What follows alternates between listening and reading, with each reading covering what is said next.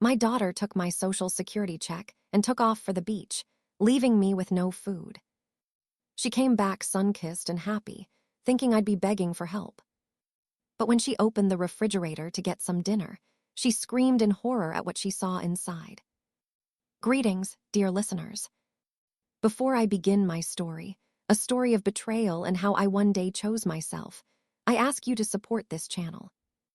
Please subscribe and hit the like button. It helps stories like this be heard. And write in the comments what city or country you are listening from. It always warms my spirit to see how many of us there are. And now enjoy the story. The front door had slammed shut 3 hours ago, but the heavy sugary scent of perfume still hung in the hallway.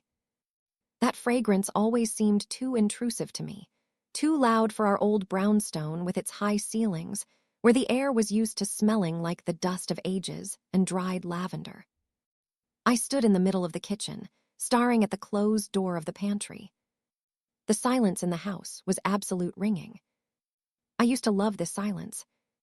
It meant peace after a long day at the sewing machine, when my eyes were tired from tiny stitches and my back ached from the endless stooping. But today the silence felt predatory. It was waiting. My stomach twisted into a tight knot. It's shameful to admit, but I was hungry. Just ordinary human hunger, the kind that gets persistent by evening. I walked over to the cabinet. The hinges creaked, as if complaining about the disturbance. The shelves were impeccably clean and terrifyingly empty. Had packed in a rush.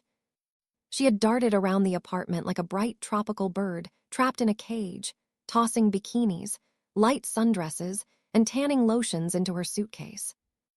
I remembered how she stopped in the doorway, already wearing her shoes, and held out her hand.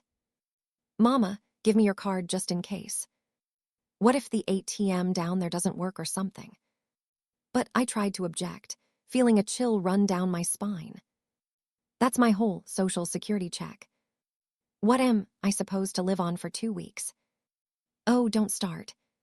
She rolled her eyes, snatching the plastic card from my fingers. "You've got a full jar of grits. Boil them up, add a little butter, and it's beautiful. It'll be good for you to detox. Doctors advise a diet for everyone at your age. Don't invent problems where there aren't any. I deserve this vacation." And she left. She flew off to Miami, to the sun, to cocktails with little umbrellas, taking my money, my peace of mind, and as it turned out, my food with her. Grits. Right, she mentioned grits. I reached for the top shelf where the old glass jar stood, labeled grits, in my own handwriting some 20 years ago. The jar felt suspiciously light. I took off the lid and looked inside. At the bottom, amid some grayish dust, lay a few lonely grains. There wasn't enough to feed a sparrow, let alone a grown woman. She had lied. Or maybe she just didn't care. She hadn't even bothered to check if there was food before condemning me to this starvation diet. She just threw words out to silence my anxiety and forgot about me the second she called her. My chest went cold. It wasn't the kind of cold you get from a draft. It was ice that starts growing from the inside when you realize that the person you carried, nursed, and raised isn't just selfish. They are cruel. I closed the jar and put it back. The sound of glass against wood rang out like a gunshot. I had to do something. Maybe some loose change. Often scattered coins, shaking them out of her jeans pockets. I headed to her room. Chaos reigned here. Clothes were strewn on chairs. Open tubes of lipstick on the vanity. Crumpled receipts on the floor. I started methodically searching the surfaces under a stack of glossy magazines. Nothing. And the jewelry dish empty. My gaze fell on a crumpled piece of paper carelessly thrown at the trash bin, but missing the mark. I bent down and picked it up. It was a print out of the hotel reservation and flight itinerary. I smoothed the sheet out on the tabletop. The letters danced before my eyes, but I saw the total figure immediately. It was bold, black, and merciless. The amount my daughter had spent on 2 weeks of beach relaxation was exactly equal to 3 months of my benefits. 3. I stood in the semi darkness of her room, and it felt like the walls were closing in. For years, I had darned my old stockings. I had turned coats inside out to remake them. Coats I'd been wearing since before the turn of the century. I myself an extra peach to buy her the best shoes for school, then for college, then just because. Mama, this is what's in style now. I walked out of her room, pulling the door firmly shut behind me, as if cutting myself off from that smell of carelessness and betrayal. The living room met me with silent grandeur. I walked in. Here, in the light of the street lamps filtering through the heavy velvet curtains, stood them, my treasures, my jailers, the antique oak buffet, carved and heavy as a tombstone. Inside, behind the glass, the crystal and fine porcelain gleamed dully. A service for 12, which we had eaten from maybe twice in our lives. This is for us wedding, I used to tell myself. The wedding never happened, but the china waited. On the dresser stood a silver tea service that had come down to me from my grandmother. Next to it, a jewelry box with pieces I never wore because where would an old woman like me go in this? Let it stay for the... In the hall closet hung fur coats smelling of mothballs, which contemptuously called dust collectors, but which were worth a fortune. I looked around my living room. This wasn't a home. It was a museum. The Johnson Museum. And I wasn't the mistress of the house. I was the unpaid curator. A curator who shuffles around in worn-out slippers, wipes dust off the exhibits, and starves to death so that one day a visitor can come and take everything without even saying thank you. My stomach growled treacherously again. But now something else was mixed with the sound. Anger. No, anger is a hot feeling. This was clarity. Icy clarity. I walked over to the coffee table, where a stack of old newspapers lay. Always scolded me for not throwing them out. Junk, trash, she would snort. But I knew that, in the classified section, there was something I needed. I had seen the ad a week ago, circled it in pencil just because out of habit, never admitting the thought that I might need it. I sorted through the papers. There it was, the City Chronicle. The page with private ads. The red pencil circle was barely visible in the dim light, but I knew what it said. Mr. Sterling, I buy antiques, porcelain, silver, rarities, honest appraisal, house calls. I looked at the telephone. Old rotary reliable grits, you say. I whispered into the void. I picked up the receiver. The dial tone was long and steady. I started turning the dial, entering the number, digit after digit. Every turn of the dial took effort, as if I were cracking a safe, where my own life had been locked away. It started ringing. 1, 2, 3. Hello, a male voice answered, slightly raspy but polite.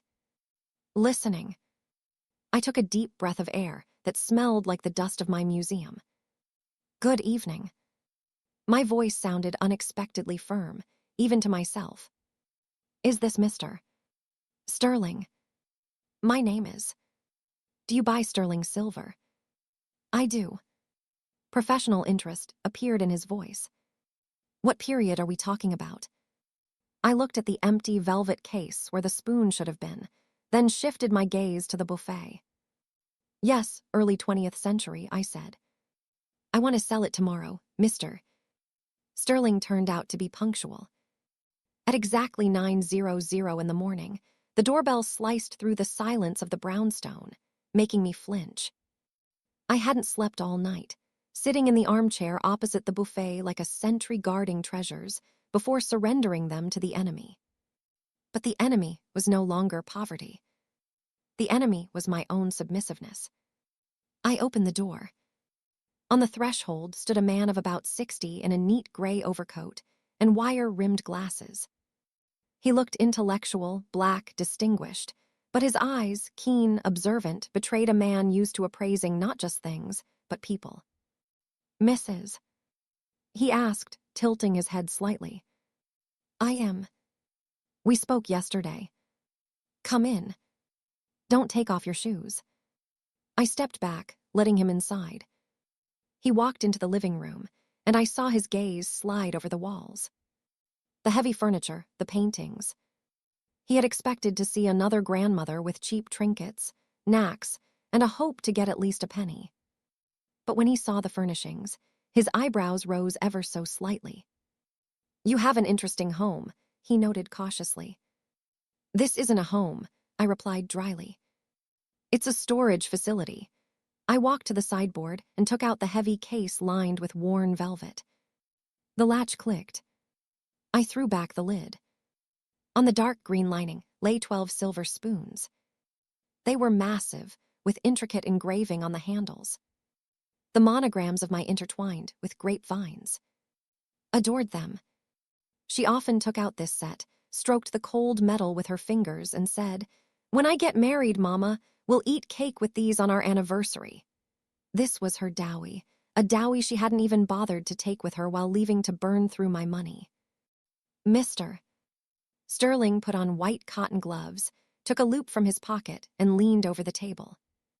Silence hung in the room, broken only by his breathing and the soft clink of metal as he carefully turned a spoon. Pattern, he murmured more to himself than to me. Early production, the condition is marvelous. These have hardly been used. Never, I corrected. They were admired. He straightened up, took off his glasses, and looked at me with new interest. A rare and expensive item. Usually in these cases, they offer the scrap price, but that would be sacrilege. I can offer you, he named a sum. The sum was impressive. It equaled 5 of my monthly checks. A month ago, I would have fainted from happiness. I would have grabbed that money and hidden it under the mattress for a rainy day. But today, something different woke up inside me. Years spent at fabric markets, where I haggled for every inch of silk for my clients to save them a dime, suddenly made themselves known. No, I said firmly. Blinked. Excuse me. This is. Early period, I repeated his words, looking him straight in the eye. A full set in the original case, without a single scratch. You will sell these to a collector for 3 times what you offered me. I'm not asking for the market price, Mr. Sterling. I'm asking for a fair dealer's price. I named my figure. It was 40% higher than his offer. He chuckled, wrinkles gathered at the corners of his eyes. You, Mrs., are not as simple as you seem. Life teaches you, All right, we have a deal. He paused for another second, weighing whether to haggle, but apparently realized that before him stood not a desperate old lady, but a business partner. Deal. 10 minutes later, he left, taking the case with him, and I remained standing in the middle of the room, clutching a thick stack of bills in my hand. My heart was pounding somewhere in my throat. It wasn't fear. It was adrenaline. Pure, intoxicating energy. I had just sold Stowie. I had sold a piece of family history, and I didn't feel a drop of guilt. I felt the weight that had pressed on my shoulders, for years, become just a little lighter. I didn't hide the money. I put it in my purse, put on my best coat, beige cashmere, kept for special occasions, and walked out of the house. My legs carried me on their own, but not to the usual discount supermarket with yellow price tags and wilted cabbage. I was walking downtown to the market. I hadn't been there in 15 years. The prices, they're bit so hard it was scary to even look at the windows. But today, I wasn't planning to look. The heavy doors swung open before me, and I was washed over by the smell of fresh baking, coffee, and expensive spices. I walked past the shelves like a queen returning from exile. I didn't look at potatoes. I didn't look for discounts on pasta. I went to the deli counter. Weigh me out 1/2 pound of please, I told the clerk. And some of that Virginia ham. Then came the cheese section. I took a wedge of aged Parmesan and a soft with truffles. I grabbed a jar of almond stuffed olives. I bought a fresh baguette, still warm, crusty, and then I saw them. Peaches, huge, velvety, filled with sunshine, lying on a woven tray. Out of season, of course. Imported. They cost as much as an airplane wing. 2, I said, the most beautiful ones. And finally, the seafood section. Cold smoked salmon, thin slices, translucent in the light the color of sunset. I walked out of the market with 2 paper bags. They weren't heavy, but they held more life than all my stocks of grits over the last 10 years. At home, I didn't eat in the kitchen on the oil tablecloth. I went into the living room. I took a snow-white tablecloth with handmade lace out of the sideboard. Forbade me to use it. You'll stain it, Mama. That's for guests. Today I am the guest, I said aloud to the empty room. I spread the tablecloth, took out the best plate from that very service. Thin porcelain with a gold rim. I laid out a silver fork. I still had forks. Knives and dessert spoons were also plentiful. I had only sold the teaspoons. I laid out my purchases. I rolled the slices of ham into rosettes, cut the cheese into cubes. Olives, salmon, warm bread that I broke with my hands, crumbling right onto the tablecloth and the peach. I bit into it, and sweet juice splashed onto my lips. The taste was incredible. It wasn't just the taste of food. It was the taste of freedom, the taste of the fact that I exist, that I am important, that my body, my stomach, my desires matter. I ate slowly, savoring every bite, washing it all down with black tea from a ceremonial cup. I looked at the blank wall where the calendar hung and realized all these years I had been saving things for a future that might never come.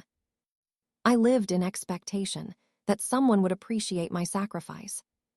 But sacrifices aren't appreciated. They are used. When I finished, only crumbs remained on the plate. I felt a fullness I hadn't experienced in a very long time. A calm, dignified fullness. I stood up and walked to the sideboard. The place where the spoon case had stood gaped with emptiness.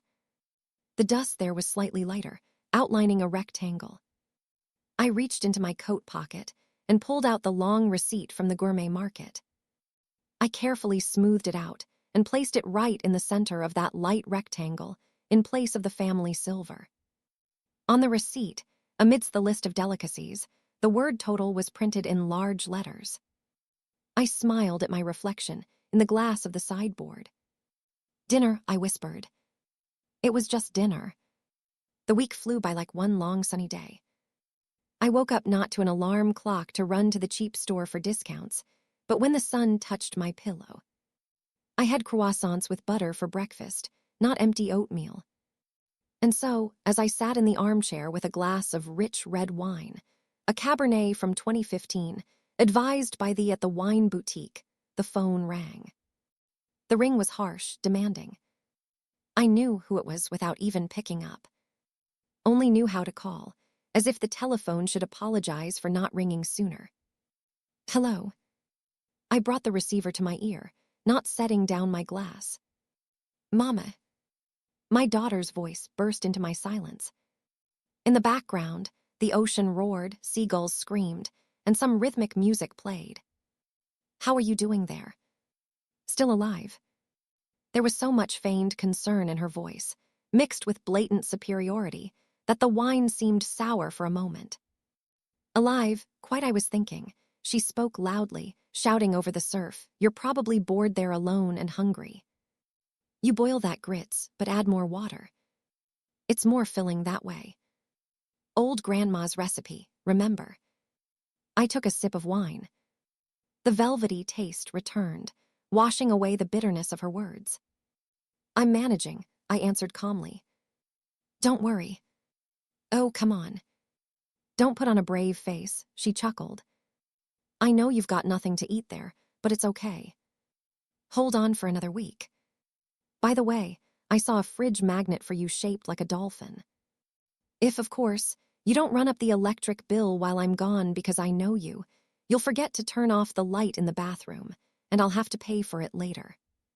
She spoke to me like an unreasonable child, like a burden that needed to be controlled even from 1,000 miles away. Before, I would have started making excuses. I would have said, "No, no, baby. I'm saving. I don't even turn on the TV." But now, I just smiled at my reflection in the dark window. "I'm finding resources didn't even suspect existed," I uttered, looking at the wine bottle on the table. "So don't worry about the lights. Resources." She laughed again. And there was so much in that laugh. "What are you talking about?" "Found some change in the sofa, or went amiss for salt." "Look, don't embarrass me in front of the neighbors. Don't go around with your hand out." "All right, I got to go. We have a pool party. Don't get bored there with your porridge." Click. She hung up, confident in her complete, undivided power over me. In her picture of the world, I was sitting right now in a dark kitchen, choking on plain porridge, counting the days until her return, so I could gratefully accept a magnet and a new portion of reproaches. She thought she had broken me, that the hunger training was successful. I finished the wine, feeling the warmth spread through my body. "Pool party," I repeated, placing the empty glass on the table. "Well, I have my own plans, too." I picked up the notebook lying next to the phone. On the open page, a time was already written down. Tomorrow, 11:00 sharp. S. I had planned to sell the wardrobe. That huge oak closet in the hallway that took up half the passage, and always snagged my sleeves with its carved corners. It was antique, expensive, but I hated it. It was a dark spot that absorbed light. But after the conversation I changed my mind. The wardrobe, that's too much hassle. Movers, noise, dust. I wanted something elegant, something that would hit her just as painfully as her words about watering down the grits. I got up and went to the dresser in the bedroom. There, in the top drawer, lay another jewelry box, smaller. I opened it. On a velvet cushion lay a brooch, an antique gold piece in the shape of a twig with leaves, studded with small diamonds, and a large dark ruby in the center. This ruby burned like a drop of thick blood. Adored this brooch. She never asked for permission, just took it when she went on a date or an office party. "Mama, it's vintage. It's all the rage right now," she would say, pinning the brooch to the lapel of her blazer. She considered this thing hers, just like the apartment, just like me. I took the brooch in my hands. The stone was cold, but quickly warmed up in my palm. I remembered how once lost the clasp from it, and didn't even apologize. "Well, fix it." "You're a seamstress," she tossed out then. And I fixed it, tomorrow, mister. Sterling would come to appraise the wardrobe, but he wouldn't leave with it. In the morning, the antique dealer was precise as always.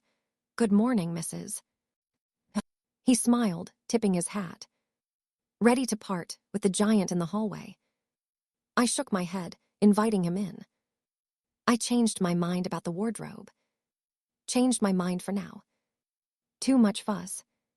But I have something else, something more personal. I held out the brooch to him. "Mister." Sterling's eyes lit up with professional excitement. He carefully took the piece, held it up to the light, and put on his inevitable loupe. "Oh," he exhaled. "Late 19th century. Petersburg work, perhaps." "No, likely New Orleans Creole craftsmanship. The ruby is natural, unheated, very deep color, and old mine-cut diamonds. This is a piece with character." "How much?" I asked. He named a price. It was twice as high as for the spoons. It was money one could live on comfortably for 6 months, or treat oneself to 2 weeks of paradise. "It's yours," I said. Not bargaining this time. The price was fair, and my desire to get rid of this thing was burning. When counted out the bills, I looked at the brooch one last time. It lay on the table, sparkling in a sunbeam. Beautiful, predatory alien. "You know," said, putting the brooch into a special pouch. "This item surely has a history." "It does." I nodded, taking the money. "But the history has ended." Now it's just stone and metal. He left, and I was alone again. I looked at the spot in the jewelry box where the ruby used to lie. Emptiness. But this emptiness wasn't frightening. It promised new possibilities. I picked up the phone and dialed the number of a food delivery service from that very restaurant I always walked past, lowering my eyes so as not to see the prices on the menu displayed on the street. "Good afternoon," I said. "I want to place an order." "Yes, delivery." "Write this down. Crab and avocado salad, medallions with mushroom sauce." And I thought for a second, remembering words about water in the grits and a bottle of champagne, the coldest you have. I hung up and felt a spring on coil inside me. Would be back in a week. She would look for her favorite vintage brooch to show off her tan and new jewelry to her girlfriends. Let her look. Meanwhile, I would drink to her health and to the fact that I really did find resources. Not in the sofa, but in the self-respect I had finally bought back. The champagne sparkled in the glass, lifting tiny bubbles from the bottom, but the festive mood evaporated suddenly. As soon as I opened the bottom drawer of the secretary desk, I was looking for the certificate for a painting, a landscape with a river by an unknown artist from the late 19th century that hung in the living room. Hinted that with papers, the price would be higher. The drawer was stuffed with old receipts, warranty cards for appliances broken long ago, and other paper junk that had dumped here for years.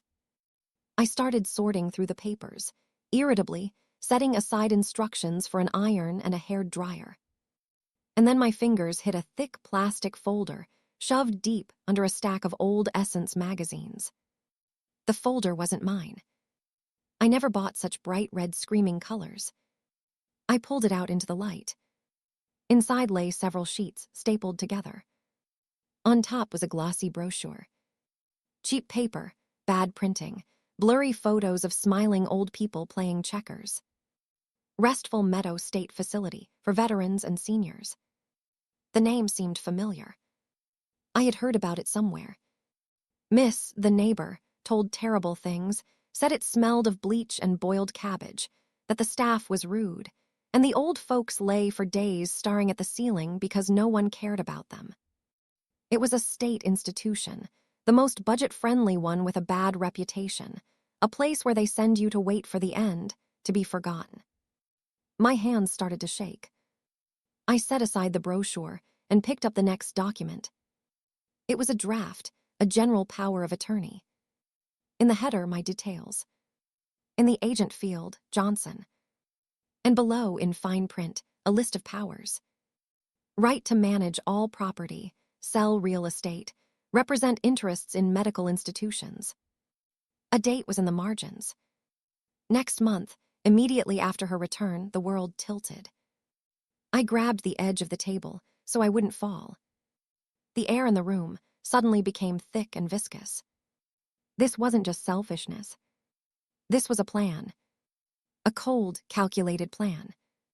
She wasn't just waiting for me to die to get the inheritance. She was tired of waiting. She decided to check me in. Check me into restful meadows like an old item to the scrapyard to free up the apartment, sell the antiques, and live easy on my money while I rotted in a government ward. She smiled at me, took my card, went to the sea at my expense, knowing that in a month she would kick me out of my own home. Tears didn't flow. Instead, a wave of such fury rose inside me that I thought I would scream, but I stayed silent. The fury forged itself into action. If before I sold things just to eat and pamper myself a little, now this was war. I threw the folder back into the drawer, but didn't close it, let it lie there as a reminder. I grabbed the phone. The ringing seemed infinitely long. "Mr. Sterling." My voice rang like a taut string. Have you gone far?" "I'm still in the neighborhood," he responded with surprise. "Did something happen? Did you find something else interesting?" I found a reason. I cut him off. "Come back and bring a truck. We're clearing everything out." Everything. Disbelief sounded in his voice. Mrs. Are you sure? That is a serious decision. Absolutely. I'm selling the painting, the clock, the rug, and that service in the buffet. Everything that has value. Come immediately. The next 2 hours passed in a fog. Arrived with 2 sturdy guys. They silently and carefully carried my life out in pieces. The landscape with the river was taken off the wall, leaving a light rectangle on the wallpaper. The antique grandfather clock, whose chiming had measured time in this apartment for the last 50 years, fell silent and was wrapped in bubble wrap. The Persian rug, worn but still luxurious, was rolled into a heavy cylinder. I stood and watched the room empty. With every item carried out, it became easier to breathe, as if they weren't carrying out furniture, but stones from my soul. The apartment was becoming spacious, light and mine. No longer a museum, just a dwelling. Wrote checks and counted out cash. The sum grew. It was becoming obscenely huge for a pensioner. Are you sure you won't regret this? He asked quietly as the movers carried out the last box of porcelain. I will regret only one thing, I replied, looking at the empty wall. That I didn't do this sooner. When the door closed behind them, I was left alone in the echoing hallway. In my hands was a bag stuffed with money, a real fortune. I didn't delay. First, I called a cleaning company. I need a deep clean. Washing windows, walls, floors, everything completely, so that not a speck of dust remains. So it smells of freshness, not old age. Can a crew come today? I'll pay double. The dispatcher on the other end choked, but quickly agreed. Then I opened the website of an elite gourmet boutique, the kind that delivers groceries to stars and moguls. I scrolled through the catalog without looking at the prices. Black caviar beluga, jars of 4 Oz, 8 Oz, add to cart, truffles, white seasonal, add to cart, whole duck liver. Add to cart, vintage champagne, Dom exotic fruits, dragon fruit, papaya. Add to cart, cheeses, cured meats, handmade chocolate. I clicked and clicked until the order total exceeded the cost of my annual maintenance at that Restful Meadows nursing home. Delivery today, I told the operator, confirming the order as soon as possible. By evening, the apartment shone. The windows were crystal clear, letting in the setting sun, which now flooded the empty living room with golden light. It smelled of expensive cleaning products and I ordered a huge bouquet, just because for beauty. The courier rang the doorbell. He wasn't alone. There were 2 of them struggling to carry huge thermal boxes. We went into the kitchen. The refrigerator, an old reliable that hummed like a tractor, stood in the corner. I threw open its door. Inside was empty and clean. Only a lonely bulb illuminated the white shelves. Load it up, I commanded. The couriers exchanged glances, but started working. Blue tin jars of caviar stood in neat rows on the top shelf. Next to them lay blocks of golden butter and packages of truffles. The middle shelf filled with cheeses and meat delicacies. In the vegetable drawer, instead of the usual carrots and beets, bright alien fruits now showed off. Bottles of champagne lay on their sides, taking up the special rack. The fridge was filling up. It was becoming heavy, dense, saturated. The shelves sagged barely noticeably under the weight of luxury. There was enough food here for a company of soldiers, if those soldiers ate exclusively delicacies. Anything else? The courier asked, wiping sweat from his forehead. Yes, I said. Try to squeeze that box of Belgian chocolates onto the door. When they finished, the fridge was packed to the gills. There wasn't room for even a matchbox. This wasn't a refrigerator. It was cave, only edible. I paid, gave a generous tip, and closed the door behind them. I walked to the fridge, grabbed the handle, opened it. The light of the bulb reflected in the gold foil of the champagne and the glossy sides of the caviar jars. The cold air smelled not of soup and medicine, but of wealth. I stood and looked at this abundance.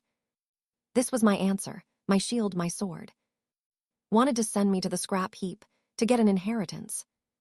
Well, the inheritance is now here in this fridge, chilled and ready for consumption, but not by her. I closed the door. The click of the latch sounded like a verdict. The wait wasn't long. 2 weeks of silence ended exactly at noon, when a key scratched in the lock. I was sitting in the kitchen with my back to the hallway, drinking tea or coffee. No tea. Real, tart and fragrant. The cup in my hands was thin, almost transparent. I didn't flinch. I waited. The door swung open with a crash hitting the wall. The noise of the street. The smell of airplane fuel and hot asphalt burst into the apartment. "Mama, I'm home." His voice boomed like a victor's fanfare. "I hope you've humbled yourself enough to apologize for your behavior before I left. I'm tired from the trip and don't want to listen to your whining." The sound of heavy suitcase wheels dragging across the floor followed. She entered, expecting the usual semi-darkness, the smell of medicine, and my hunched figure rushing to meet her with slippers in hand. She expected to see her victim, broken, hungry, and guilty. But instead she was met by a smell, not of, but of fresh, a huge bouquet of which stood in on the floor and the subtle trail of my new perfume. Sandalwood and jasmine. Froze on the threshold. I heard her sniffing the air, trying to understand what was happening. "What is that smell?" she asked suspiciously. "Did you spill air freshener or something?" She took a step forward and suddenly stopped. The sound of her heels was too echoing. "Wait." A note of confusion slipped into her voice. "Why is it so spacious in here?" She looked around. Her gaze slid over the floor where the heavy Persian rug, which always collected dust, was no longer. She looked at the corner where grandfather's floor clock used to stand. Its ticking, driving her crazy in childhood. Now it was empty there. Just a clean, light wall. "Mama," she called out, quieter now, but immediately shook her head, driving away the strange feeling of wrongness. "Okay, we'll figure out later where you shoved everything again. I'm hungry as a wolf. They fed us some garbage on the plane." She dropped her purse right on the floor and marched decisively toward the kitchen. I didn't even turn around. I just took another sip of tea and placed the cup on the saucer. Clink. The sound was quiet but distinct. Walked into the kitchen. She was tanned to redness. Her nose was peeling. She was wearing a bright sundress with a floral print that looked alien in this strict, clean kitchen. "So what do we have?" she asked aggressively, not really greeting me. "I bet you didn't cook anything except your porridge. I could eat a sandwich right now, even with butter, if yours hasn't gone rancid." She walked past me like I was furniture. I sat straight, squaring my shoulders in a new silk robe of emerald color, but she didn't notice the robe or my calmness. She was led by hunger and the habit of commanding. She walked up to the refrigerator. Her hand, with chipped nail polish, reached for the handle. She had already taken a breath to start a tirade about what a bad hostess I was, how tired she was of carrying everything on her shoulders, and how empty our fridge was. "Open it," I said quietly. Didn't hear or didn't pay attention. She yanked the door toward herself with such force, as if she wanted to rip it off. The door flew open, the light flared up and screamed. It wasn't a cry of pain. It was a yelp of pure animal terror and misunderstanding. She recoiled as if she saw the head of Medusa, the Gorgon inside. Before her, tightly packed from bottom to top, lay her inheritance. At eye level towered neat stacks of blue tin jars, black caviar, beluga, the most expensive, the rarest. There were many of them, dozens of jars shining under the electric light. Lower down on the shelf, where cabbage usually rotted lay, misted bottles of Dom labels with vintage years looked at her with silent reproach. Wheels of blue cheese wrapped in craft paper. Truffles looking like precious stones in special glass flasks. Bright pink sides of dragon fruit. Yellow mangoes. Purple mangosteen. A riot of colors this kitchen had never seen. On the door, instead of ketchup and mayonnaise, crowded boxes of Belgian chocolates and jars of. The fridge was bursting. It groaned with abundance. It was a feast during a plague. But the plague was the poverty I had banished. Stood with her hands pressed to her mouth. Her eyes were wide open, shock splashing in them. She shifted her gaze from the caviar to the champagne, from the champagne to the truffles. Her brain refused to process the information.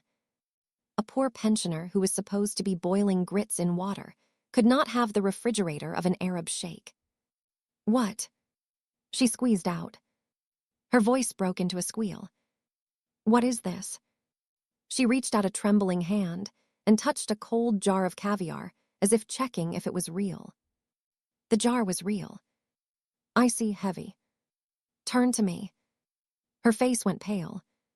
The tan began to look like a dirty stain. Mama, where from? I slowly turned my head and looked at her. There was no fear in my eyes. No love, only calm. I was hungry, I said simply. And you took my card. I had to improvise. Snatched a jar of caviar from the shelf, gripping it as if it were a grenade. Metal against her rings. What does this mean? She shrieked, poking the jar in my direction. Where did you get the money for this? This is a fortune. Did you steal? Did you get a loan? Do you realize how much interest they'll charge? She didn't wait for an answer. She darted around the kitchen. Her eyes darted feverishly. Suddenly, she froze, and her gaze darted to the hallway toward the living room. It finally started to dawn on her what she had missed in the first minutes, the emptiness. She threw the jar on the table. It rolled with a crash, nearly knocking over my cup, and dashed into the room.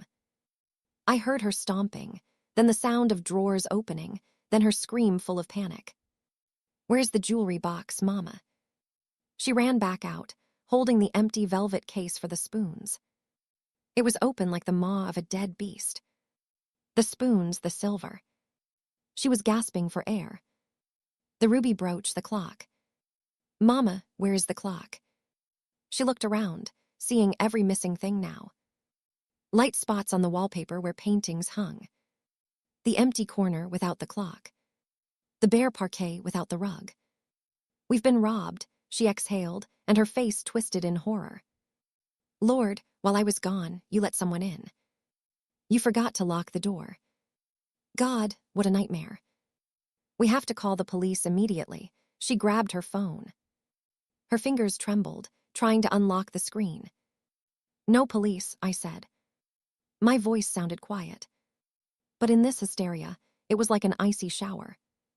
I put the cup on the saucer. Clink. A sharp, short sound that put a period to her panic. What do you mean, no need? She stared at me like I was crazy. Don't you understand? They took everything. Everything valuable. It's worth millions. Nobody stole anything. I looked her right in the eye. My gaze was heavy, calm.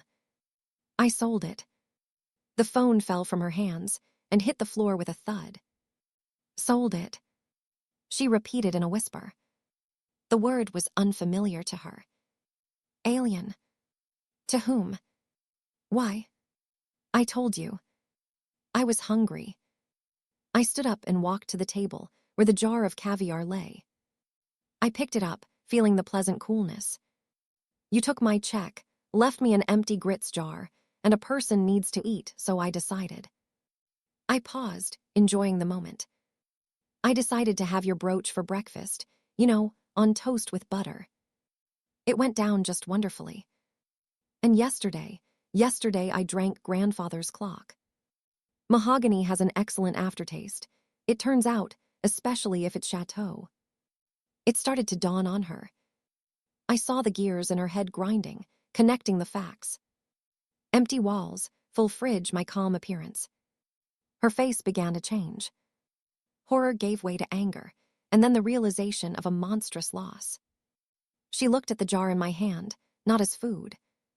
She looked at it as liquid gold, as her apartment, car, comfortable life, which I had just turned into an appetizer. You, she hissed, stepping toward me. You ate my inheritance. You ate through the antiques. Are you out of your mind? That was my money, mine. I saved it. You saved it. I chuckled. You didn't even wipe the dust off it. You just waited for me to vacate the premises. You're crazy. She screamed. Old woman. How could you? It's a family heirloom. It's memory. Memory. I interrupted her. Memory of what? Of how we lived in poverty, sitting on chests of gold. No, daughter. They were just things, and they fulfilled their final purpose. They fed the mistress. Rushed to the refrigerator. She was shaking. I'll save at least something, she shouted, grabbing everything she could from the shelves. This can be returned. Sold back. I won't let you devour this. She grabbed 2 jars of caviar and a bottle of champagne, clutching them to her chest like rescued children.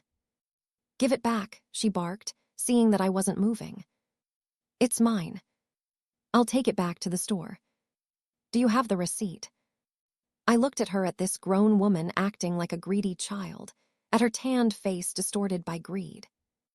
And nothing remained in me but disgust. I walked right up to her. She backed away, pressing her back against the open fridge door. Put it back, I said. No, she. It's money. It's my money. Then I slapped my palm on the table.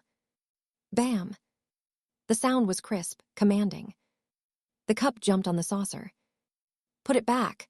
My voice became still commanding. I had never spoken to her in such a tone, even when she was little. That is my dinner, and you have no money. Remember, you spent it all on the beach. Froze. She had never seen me like this. She was used to Mama Mouse, Mama Shadow, and now before her stood the mistress. She tried to object, but the grip of her fingers loosened. You have no money, I repeated, enunciating every word. You came to an empty apartment to a mother who has no check. You wanted me to starve. Well, then now we'll starve together. Only I will be eating caviar, and you will watch, because this is my food bought with my money.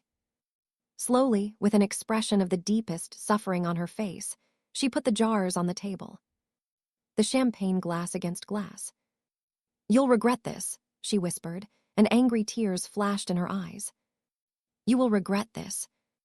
You are clearly not all there. A normal person wouldn't do this. She straightened up, and a new frightening determination appeared on her face. I am calling a doctor right now. You are dangerous to yourself and others. You are selling off property in a fit of madness. You need to be treated, and the transaction will be declared invalid. She turned and ran out of the kitchen, picking up her phone from the floor on the go. Hello, 911. I need an ambulance. Psychiatric help. Urgent. My mother is having an acute psychotic episode. I stood and listened as she called the brigade. There was no fear. I took the jar of caviar she had just held and calmly opened it. The click of the lid sounded like a starter pistol before the final race. Try it, I said quietly, scooping up black grains with a spoon. Try to prove it. The doorbell rang 20 minutes later. Was darting around the hallway like a wounded animal, grabbing the phone, running to the window. Finally, she exhaled and rushed to open it. Come in quickly. She's in the kitchen. She is completely inadequate. But on the threshold stood not orderlies in white coats. Standing there was Miss, our upstairs neighbor, in her invariable floral house coat, and looming behind her back was Sterling. He had come to pick up the last box of books we had agreed upon this morning. Miss blinked in surprise, looking at the disheveled daughter. What's all the screaming? I thought there was a fire. And this gentleman rang, too. Miss, you're a witness. Grabbed the neighbor by the arm and dragged her into the apartment. Mama has lost her mind. She sold everything. Everything clean out. Furniture, silver, paintings. She bought some food with that money and is sitting there eating. It's psychosis. I read about it. She doesn't know what she's doing. I need confirmation to the deals. You saw she was always strange. Dragged the neighbor into the kitchen where I sat at the table, spreading butter on crisp toast. I was calm. I was wearing the same elegant emerald robe, my hair neatly styled and light makeup on my face, which I hadn't done in 10 years. Miss froze in the doorway. She expected to see a mad old woman in rags scattering money, but saw a woman who looked better than she had in the last 20 years. The neighbor asked cautiously, "Says, are you sick? I am healthy." I smiled at her and gestured for her to enter. "Would you like tea? Earl Grey and a sandwich with caviar." Real caviar. His eyes widened when she saw the table. "With caviar," she repeated weakly. "She doesn't understand," yelled, stomping her foot. "Don't you see? She blew a fortune on delicacies. This is a clear sign of dementia, loss of financial control." At that moment, Mr. Sterling entered the kitchen. He coughed delicately. "Pardon me, ladies." The door was open, pounced on him like a hawk. "And you. You're a scammer. You took advantage of the helpless state of an elderly person. I will sue you. You will return all the things. My mother is incompetent." Mr. Sterling didn't even win. He calmly placed his briefcase on a chair, took out his glasses, and put them on. "Incompetent," he repeated softly. "Allow me to disagree. I have been in the antique business for 40 years. I have seen many sellers, and I can assure you your mother is one of the most astute and tough negotiators I have met." He pulled a folder of documents from his briefcase.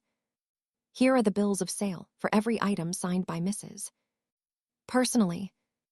And note, attached to every contract is a certificate from a notary, attesting that the seller is of sound mind and memory. We arranged this specifically for seeing such family scenes." Snatched the papers, her eyes racing across the lines, seals, signatures, notary stamps. Everything was clean, legally flawless. But she gasped. "But she's eating the money. That's not normal." "And what is normal?" suddenly piped up Miss. She was already sitting at the table and taking a bite of a $50 sandwich with appetite. "Saved on you her whole life. Wore the same coat for 10 years. And did you ever buy her a chocolate bar? And now so she sold her own things to eat like a human being, and suddenly she's crazy. You don't understand." Was on the verge of hysteria. Her plan was collapsing. Her arguments were crumbling to dust. That was my inheritance. She didn't have the right. She did, cut in Mr.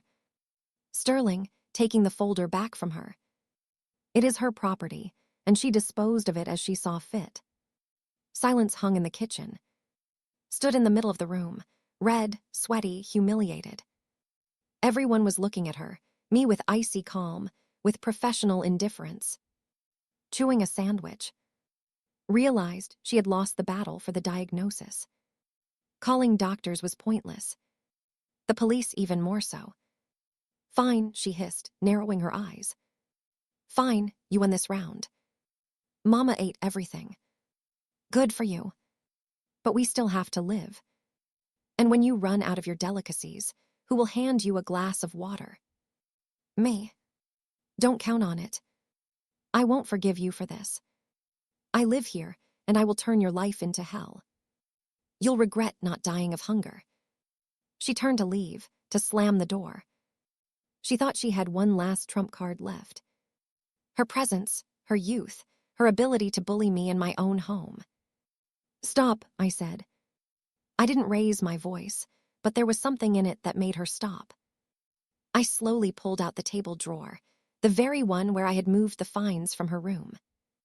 "You are so worried about my future. About who will hand me a glass of water. About where I will live when I get really old." I took out the red brochure.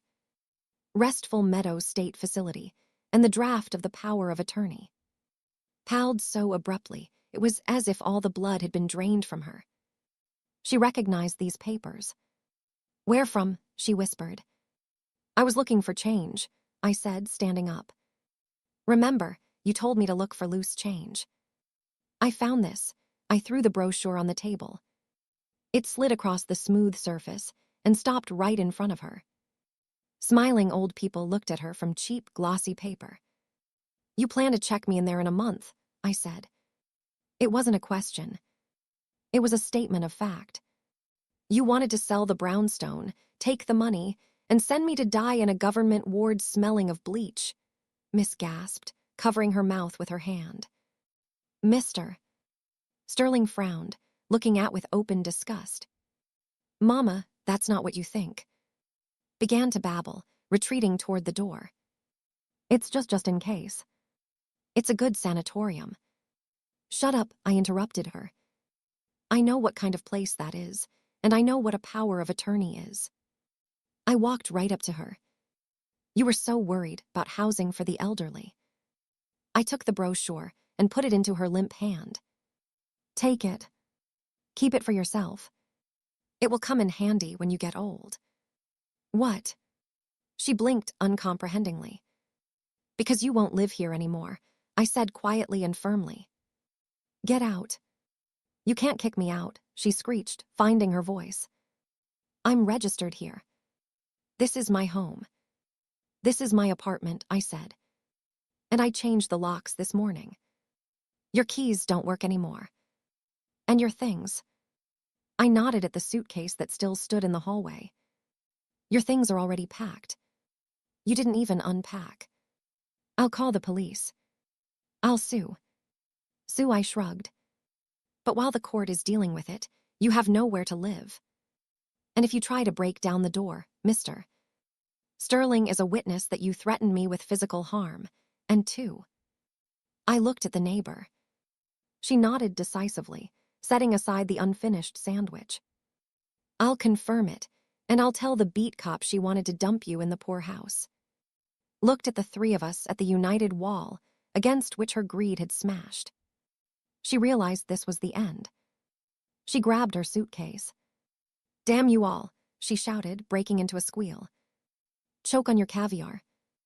I hope you die alone." She flew out of the apartment. The door slammed. Silence fell. "Mr." Sterling coughed delicately. "I should probably go, Mrs. I will pick up the books tomorrow if you permit. Today it seems you need to rest." "Thank you." I nodded. "Come tomorrow." When he left and Miss, still gasping and lamenting, went to her place, finishing the sandwich on the go, I was left alone. I walked to the door and locked the deadbolt. Click, click. I leaned my forehead against the cool metal of the door. My heart beat steadily. My hands didn't tremble. I returned to the kitchen, picked up the jar of caviar had tried to save. It was warm from her hands. I put it back in the fridge on the shelf next to the champagne. "Cold is tastier," I said aloud. Ahead was the evening, and a whole life my life. 2 weeks passed, and the air in the apartment changed. It stopped being stale, infused with fear and the dust of the past. Now a draft walked here, light, fresh, smelling of autumn and change. I stepped out onto the balcony, pushing the door with my hip. In my hands was a tray with a steaming cup of coffee and a sandwich on a crispy baguette with a thick layer of cream cheese and slices of red fish. On my shoulders lay a new wool shawl, soft color, warm as an embrace I had missed so much. I bought it with money from the sale of an old fur coat. The very Persian lamb, one I had saved for 20 years, and which turned out to be eaten by moths. Funny to think, moths ate my coat, and I ate empty porridge to save the coat for the moths. The circle closed, and I broke it. I sat in the wicker chair. Was gone. She disappeared from my life like a bad dream, leaving behind only silence. After that scene, she tried calling, threatened, cried, knocked on the door, but I told her through the closed door just one phrase. "One more call, and I sell the apartment." I'll move to a small studio by the sea, and I'll drink the money away or donate it to a cat shelter. Decide for yourself. The threat worked. The apartment was the last bastion, the last hope for an inheritance, and she was afraid to lose that too. She went quiet, dissolved into the big city, renting a room somewhere, and hopping to learn to live on her own money. I looked back at the room through the balcony glass. It was almost empty. No bulky wardrobes, no dark corners, just light space, and the few things I really liked. My favorite floor lamp, a comfortable armchair, books. I was no longer the museum curator. I was the resident, the mistress. I picked up a glossy brochure from the table. Mountain Spring Spa Resort. Photos of snowy peaks, hot springs, and happy people wrapped in white robes. A month. I could afford a whole month there. The money from selling the silver spoons and that awful rug I hated burned a hole in my pocket, demanding to be turned into memories, not things, into life. I brought the sandwich to my mouth. Fresh bread crunched. The salty taste of fish mixed with the sweetness of butter. I closed my eyes and started chewing. The taste was familiar. Strange, but I knew exactly what this taste was. It was the taste of those diamond earrings my husband gave me for my 30th birthday. They were heavy, pulling down my earlobes, and I wore them only on holidays, afraid to lose them. I hated their cold heaviness. Now I was eating them, and they were delicious. I took a sip of coffee. It was bitter and hot, like the tears I didn't shed when I found the documents for the nursing home.